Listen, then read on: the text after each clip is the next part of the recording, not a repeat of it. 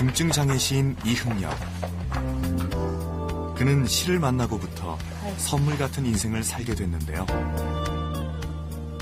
그나마 자유롭게 움직이는 왼쪽 발가락으로 희망을 써내려가고 있습니다. 머리가 아닌 가슴으로 소통하는 이흥렬 시인의 인생 2막이 지금 시작됩니다.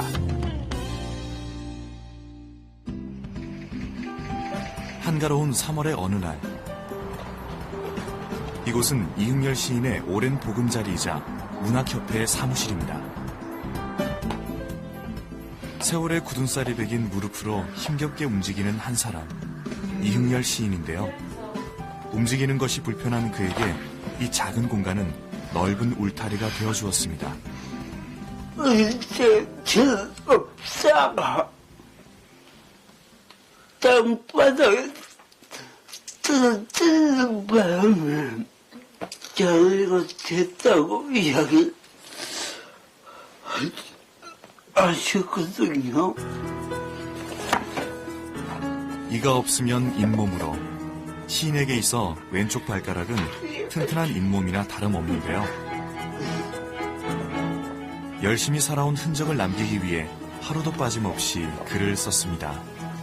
감정대로 표현도 해보고 싶고 또 느끼는 것은 한번 누구한테 얘기하고 싶은데 따로 노트에 적어놓고 그랬던 것이 시가 된 거예요.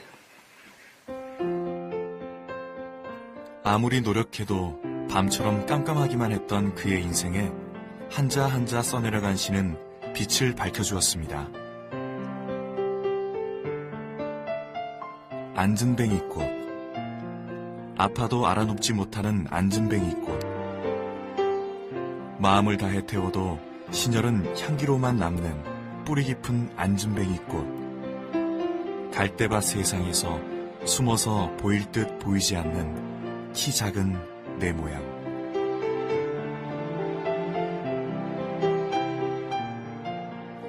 세상이 어둡기만 했던 시인이 한 편의 시를 완성하기까지의 길은 너무도 험난했는데요. 포기하지 않고 끝까지 해낼 수 있었던 것은 기꺼이 동행해준 아내가 있었기 때문입니다. 시인의 아내 이순희 씨. 삐뚤빼뚤 발가락으로 써내려간 시는 아내의 손을 거쳐 새롭게 태어납니다.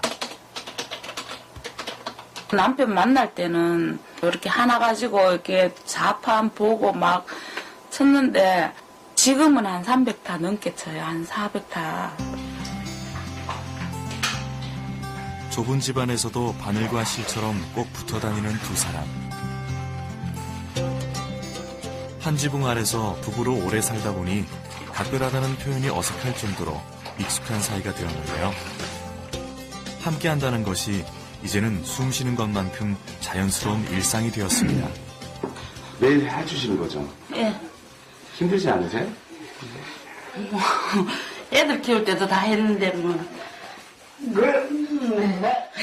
아내에겐 그저 특별할 것 없는 일상일 뿐. 조금 뭐 귀찮다는 것뿐이지 힘든 거는 없어요. 아내가 이렇게 매일 씻겨주는데 어때요? 시킬 때마다 고맙습니다 하고 들어가고 있대. 엎드려서 머리 고맙고 미안한 마음에 아내를 웃게 만듭니다. 행복은 마음먹은 만큼 찾아오기 마련인데요.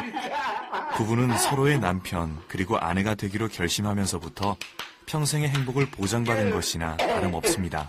한 집에서 살면서 봉사를 하겠다고 했는데 자기는 거기에 희망을 건 거예요. 그래서 만나러 왔더니 계속 프로포즈를 하더라고요. 그래서 부담이 돼갖고 대답도 안 하고 막 그냥 오고 있는데 도저히 안 되겠어갖고 네 번째 프로포즈 때 제가 시를 좋아하는 애독자에서 인생의 동반자가 된 아내. 남들은 왜 힘든 길을 자처하냐고 묻지만 시인과의 결혼이 필연임을 깨닫기까지는 그리 많은 시간이 걸리지 않았습니다. 정말 이 사람을 사랑하게 해달라고 정말 진심으로 기도를 했거든요. 저도 제 마음을 그때 몰랐으니까. 그랬는데 3개월 이후부터는 그런 생각도 안 들고 결혼하기를 참 잘했다. 살다 보면 가끔 이런 생각이 듭니다.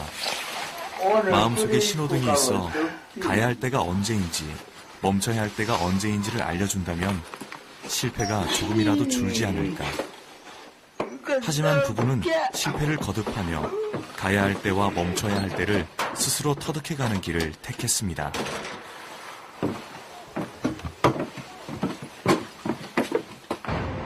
부부가 도착한 곳은 신경외과. 시인이 구상하고 있는 사업에 대한 의견을 나누기 위해 오랜 주치의이자 후원자인 의사를 찾아온 것인데요. 주사를 맞고. 근데 시간이 괜찮으세요? 괜찮아요. 어디 한번 읽어보세요. 장애인 예술마을 건립에 기부하고 있습니다. 우와. 이거 수익금이 1%. 장애인 예술마을은 시인의 오랜 꿈이자 이루고 싶은 염원입니다. 회사 장애인 중에서 또 이영렬 우리 시인님처럼 시도 잘 쓰시고 또 여러 가지 재능을 가진 분들이 많이 있는데 그분들이 따로 생활하는 것보다 모여서 생활하면서 서로 도와서 작품 활동도 하시고 발표도 하시고 또 그렇게 하는 공간인데 결국 회장님 하신다니까 제가 도와드려야죠. 도와드리는 거죠. 이흥렬 시인의 삶에 대한 희망과 문학에 대한 열정을 알면 누구나 든든한 지원군이 되는데요. 그런 그에게도 견디기 힘든 고통의 순간이 있습니다. 온몸의 마비 증상으로 시인의 몸은 점점 굳어가고 있는데요. 오랜 세월의 이력이 구석구석 안상하게 모습을 드러냅니다. 뼈와 살을 깎는 듯한 고통은 언제쯤 익숙해질까요? 사람 몸이 집이랑 똑같거든요. 작은 몸이 오늘따라 유난히 더 작게 느껴지는데요. 시인이 살면서 깨달은 것이 하나 있습니다. 아무것도 하지 않으면 아무것도 바뀌지 않는다는 것. 이것이 바로 주저앉고 싶은 순간에도 포기하지 않을 수 있었던 이유입니다. 굳은 손 마디마디 스며드는 사랑은 더욱더 견고해지는데요. 당연히 그러려니 하고 미리미리 우리가 치료받고 준비하고 그렇게 해야지. 이 아저씨가 갈 때가 다 벌써 갈 때가 됐다니. 맞아요. 그냥 한 번씩 좀 추운 소리를 해요.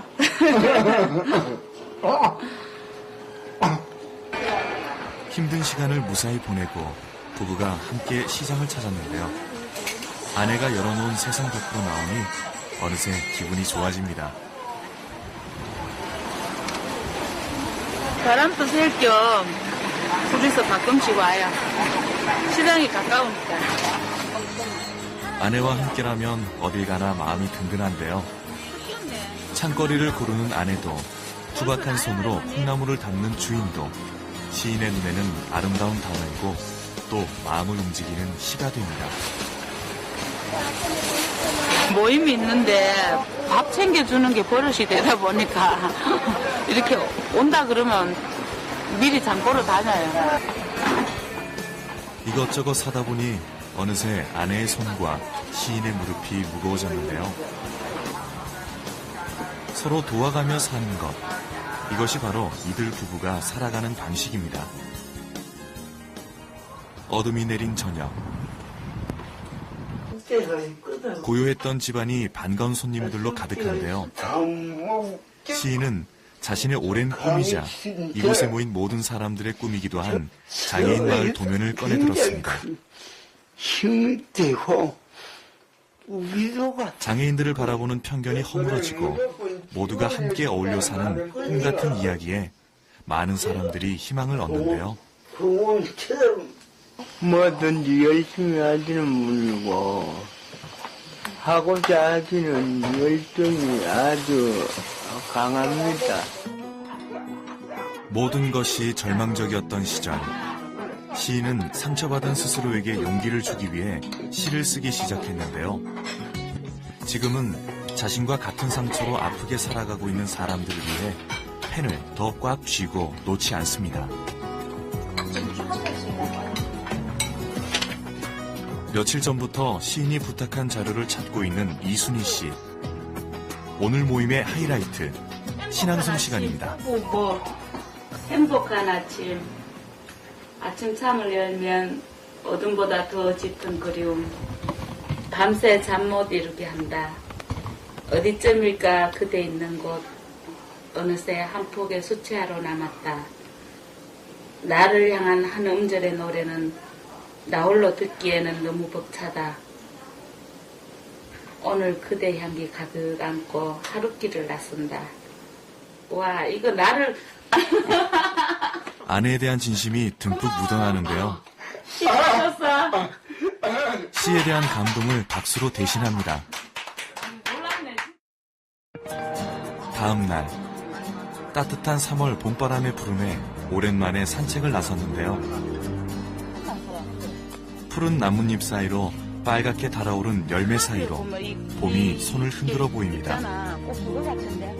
아내와 함께 꽃길 위를 걷는 것 같은 기분에 벅찬 감동까지 밀려오는데요.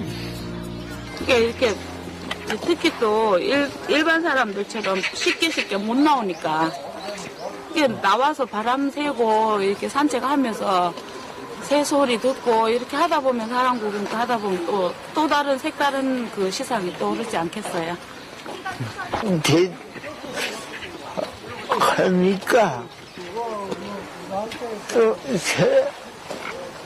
새롭죠. 아내는 아름다운 풍경보다 더 좋은 시상을 떠올리게 하는 귀한 존재입니다. 여기 봐.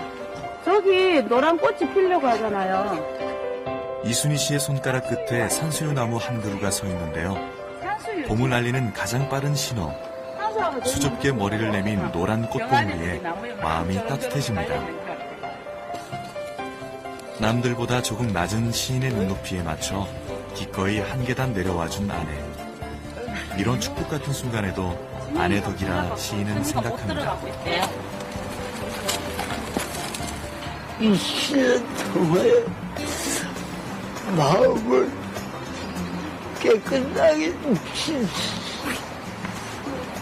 수 있다면 그것이 가장 큰 보람이 아니겠나.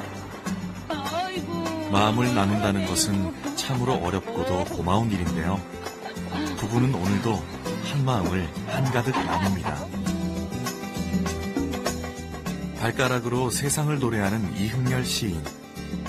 시는 절망 속에서 희망을 발견할 수 있는 불을 밝혀주었습니다.